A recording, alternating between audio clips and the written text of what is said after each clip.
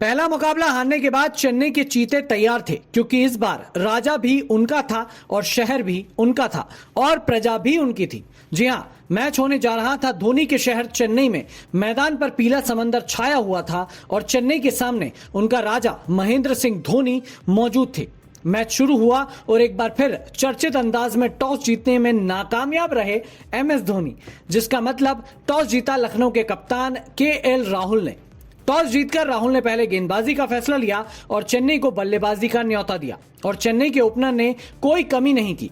लखनऊ के गेंदबाजों की जमकर क्लास ली। पहले 6 ओवर में ऋतुराज और कॉनवे पिछले मैच में जल्दी आउट होने से खफा थे, तो गुजरात का गुस्सा लखनऊ पर निकला और पावर प्ले में 79 रन बोर्ड पर लगा दिए। पिछले मैच के स्टार ऋतु ने इस मैच में भी राज किया और तेज बल्लेबाजी करते हुए 31 गेंदों पर शानदार 57 रनों की पारी खेली। लेकिन अर्धशतक पूरा करने के बाद ज्यादा देर तक ऋतुराज क्रीज पर मौजूद नहीं रहे और पावर प्ले के तुरंत बाद रवि बिश्नोई के शिकार हो गए। इसके बाद इनके साथी बल्लेबाज ने भी जल्दबाजी दिखाई और पिछले मैच में पंजा खोलने वाले मार्क वुड का शिकार हो गए।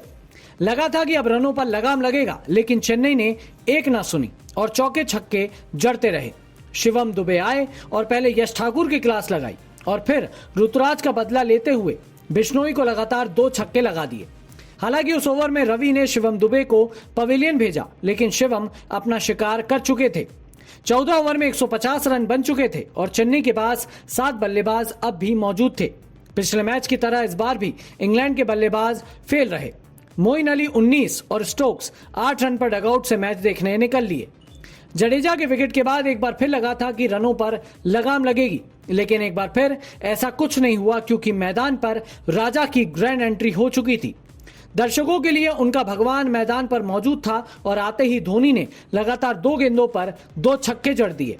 फैंस का शोर मानो चरम सीमा पर था और इन 2 छक्कों के कारण चेन्नई 217 रनों के पहाड़ पर चढ़ चुकी थी। दूसरी पारी में चेन्नई की गेंदबाजी शुरू भी नहीं हुई थी कि धोनी के एक फैसले ने चेन्नई के फैंस की दिल की धड़कन रोक दी।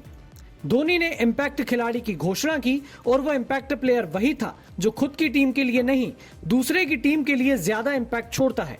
जी हाँ, वो खिलाड़ी था तुषार देशपांडे। 217 रनों का लक्ष्य का पीछा करते हुए लखनऊ के बल्लेबाजों ने भी चेन्नई के बल्लेबाजों की तरह हाथ खोले और पुल कट सभी शॉट्स मारने लगे और गेंदबाजों पर लाठीचार्ज कर दिया। इस मामले में लखनऊ के बल्लेबाज थोड़ा और तेज निकले।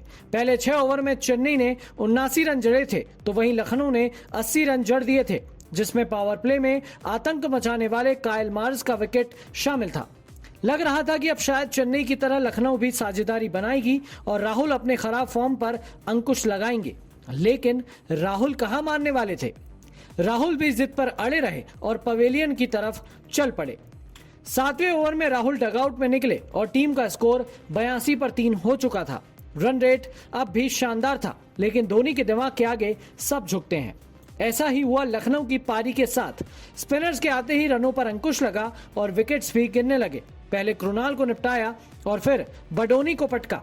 फिर मैदान पर आए 16 करोड़ के निकोलस पूरन ने एक बार फिर रनों की गति बढ़ाई और स्कोर को 12 ओवर में 125 तक पहुंचाया। उसके बाद अगले ओवर में यानी 13वें ओवर में राजवर्धन हंगरगेकर गेंदबाजी करने आते हैं, जो कि उनकी स्पेल का पहला ओवर भी होता है।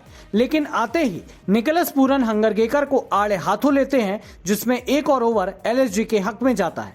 और ये क्या, फिर से मोइन अली LSG के लिए बाधा के रूप में प्रकट होते हैं और मार्कस स्टोइनिस को जाते जाते निपटाकर अपनी स्पेल के 4 विकेट भी पूरे कर लेते हैं।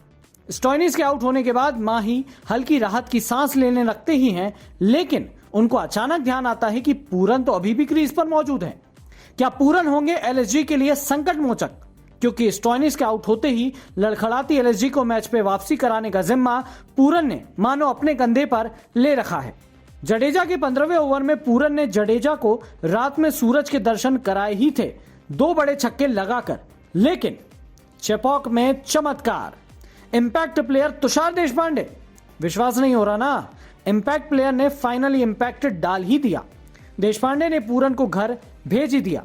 भाई 4 साल बाद चेपॉक में इतनी रौनक पूरन के आउट होने के बाद महा रौनक में तब्दील हो गई।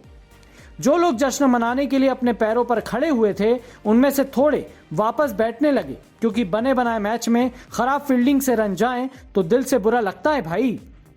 आखिरी 6 गेंदे 28 रन, और देखिए डाल भी कौन रहा है, आज के सीएसके के इम्पैक्ट प्लेयर देश पांडे जी।